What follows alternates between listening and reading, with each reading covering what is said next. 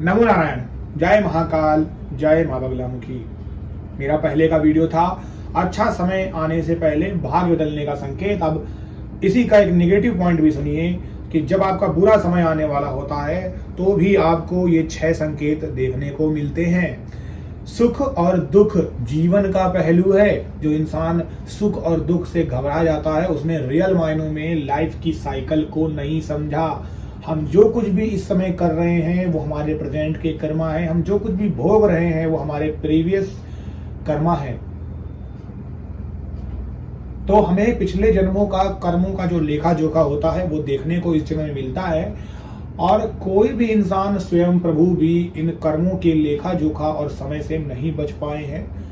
कोई भी, किसी को भी, हर इंसान को इससे गुजरना होता है और प्रभु इसके आगे हस्तक्षेप नहीं करते हैं, चाहे आप कितनी ही पूजा पाठ कर लीजिए।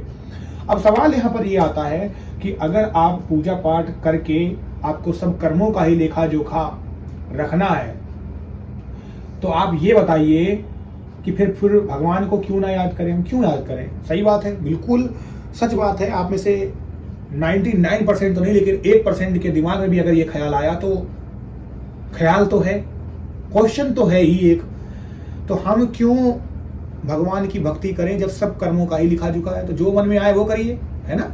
लेकिन ऐसा नहीं है। देखिए, एक बात है मैं आपसे कहना चाह रहा हूं जो आपको समझना चाहिए। प्रभु आपको पिछले जन्म के कर्मों का दंड देंगे, लेखा जोखा होगा जो आपको भुगतना पड़ेगा, लेकिन कितना लंबा है ये आपको नहीं पता। ये तो प्रभु को भी नहीं पता है। क्यों? क्योंकि अगर आप अच्छे कर्म करेंगे, इस जन्म में अच्छे उद्देश्य से करेंगे, तो ये जो समय है आपका कर्मों का ये कट जाएगा, जल्दी जल्दी कटेगा।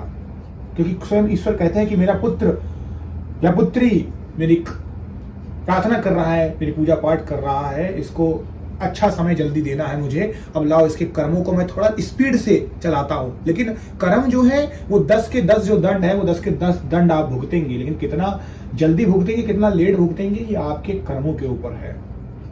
ईश्वर ने अपनी किताब पूरी लिख दी है आपके लिए, पूरी किताब लिख दी है। लेकिन उस किताब में अंदर के 2-3 पन्ने क्या पता ऐसे हों जो उसमें लिखा हो कि तुम खुद ही लिख लो। तो ये सच है, किताब पूरी जो लिखी हुई है वो बंद है, आपको नहीं पता है। लेकिन उसके अंदर के जो पन्ने, जो पेज हैं, वो ईश्वर ने आपके लिए ब्लैंक छोड़ रखे। और वो जो ब्लैंक पेज है ना, वही आप हो जो इस समय कर रहे हो, वही आपके एक्शंस हैं। तो खराब जो संकेत होते हैं वो आपको बताते हैं कि आपका बुरा समय आने वाला है। यानी इस समय भी आप बुरा करें तो बुरे समय से घबराना नहीं है, बुरे समय से घबराना नहीं है। लेकिन मैंने यहाँ पर 6 ऐसे संकेत चूज किए हैं जो आपको बताते हैं कि आपका बुरा समय आने वाला है। सबसे पहला संकेत, सबसे पहले आपके घर में लगी तुलसी का पौधा मुरझा जाएगा या सूख जाएगा। आप देखेंगे आप उसमें पानी भी डाल रहे हैं, सब कुछ हो रहा है, लेकिन फिर भी वो तुलसी पनप नहीं रही है। ये निगेटिव एनर्जी भी घर में हो सकती है, क्योंकि तुलसी बहुत पवित्र होती है। उसमें कभी कभी गंदा पानी डालने की वजह से भी ऐसा हो जाता है। साफ सुथरा पानी नहीं लिया, जिस लोटे से नहाया उसी से डाल दिया, तो वो 100% मुरझा जाएगी। तुलसी जो है वो भगवान नारायण का रूप मानी गई है। माता लक्ष्मी वही तुलसी पर ही विराजमान रहती है। हर इंसान को तुलसी में दीपक जरूर जलाना चाहिए।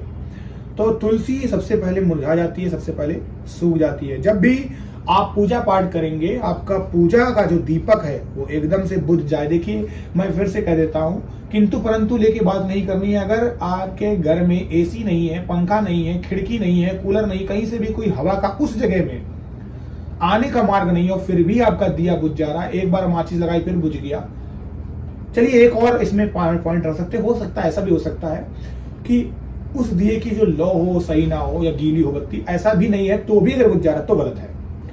तो दिया आपका अकस्मात बुझ जाएगा। अगली बात, कांच का टूटना अशुभ होता है। और पुराने समय में ये सब बातें पहले से थी और हमारे बड़े बुजुर्ग कहते भी थे कि कांच का टूटना बेटा शुभ नहीं होता, ये आप शकुन है। तो ये सच भी है। कांच का टूटना, आपके घर में कांच टूट जाए, कोई कांच का दर्पण टूट जाए, कोई भी चीज छूट जाए, तो ये सही नहीं होता है। चौथी बात है आपके घर से सोना चोरी हो जाए, सोने के जवाहरात चोरी हो जाए, अंगूठी चोरी हो जाए, माला, नेकलेस, कोई भी सोने का किसी भी रूप में फॉर्म में चोरी हो जाए, ये शुभ नहीं होता है। सोना आना घर में बृहस्पति यानी नारायण का आगमन होता है, माँ लक्ष्मी का आगमन होता है, और सोना जाना मतलब आपके घर से लक्ष्मी रुष्ट होकर चली गई। ठीक है, तो सोना चोरी होना मतलब आपने साक्षात लक्ष्मी जी को रुष्ट कर दिया है, प्रभु नारायण आपके घर से जा चुके हैं। अगर आपको सपने में बुरे बुरे दृश्य दिखाई दे, कोई आपको मार रहा है, कोई दौड़ा रहा है, सांप काट रहा है, कोई आपको गला दबा रहा है, कोई आपकी छाती पर बैठा है, कोई आपको गाली दे रहा है, कोई आपके पैसे नहीं दे रहा है, कोई पैसे हड़प गया, कोई धक्का दे रहा है आसमान से जमीन में, सपने में आपको मृतक आदमी दिख रहे हैं, भिखारी रूप में लोग दिख रहे हैं, आपके पूर्वज आपसे नाराज हैं, पूर्वज आपसे गालियां गलौज कर रहे हैं, कुछ भी कह रहे हैं जो तरीका गलत होता है, ये सारे बुरे बुरे सपने देखना, चाहे वो भूत प्रेतों के ही क्यों ना हो, ये संकेत होता है कि आपका बुरा समय आने वाला है। ये 5वां संकेत था। अब आप सुनिए 6ठा संकेत।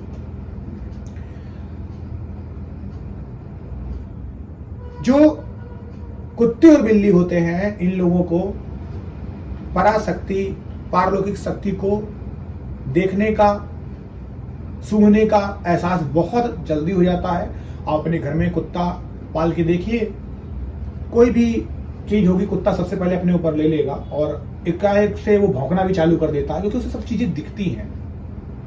हम लोगों की सेंसिटिव पावर इतनी ज्यादा नहीं होती जितनी जानवरों की होती है, और कुत्ता वैसे भी भगवान भैरव का ही एक रूप है, और शनि महाराज को प्रसन्न करने के लिए भी कुत्ते को हम पूजा करते रहें। और जिनकी भी कुंडली में राहु केतु खराब है, उन्हें अपने घर में कुत्ता जरूर पालना चाहिए।